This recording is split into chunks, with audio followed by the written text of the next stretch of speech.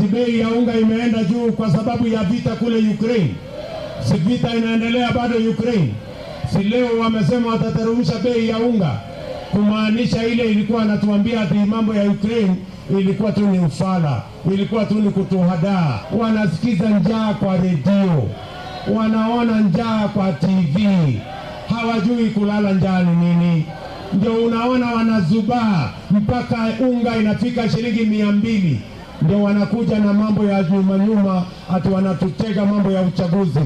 Sisi tutachukua unga, lakini kura tutapiga kwa mpango ambayo ni mpango ya kuhakikisha kila Mkenya ako na chakula.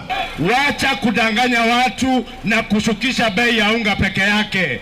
Shukisha hata bei ya mafuta, shukisha bei ya mchele, shukisha mpaka ya chumvi na ya petroli, sababu tunajua mpango wenyu ulikuwa ni kupandisha bei ya unga, muhonge watu na unga ya relief ya serikali.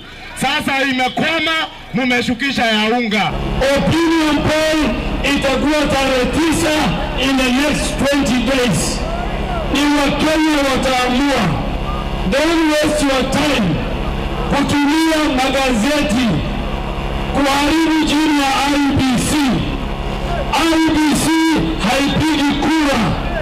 IEBC huhesabu kura. Wale wanapiga kura ni mamilioni ya Wakenya, na watapiga kura tarehe 9 mwezi wa 8. We are sure of one thing.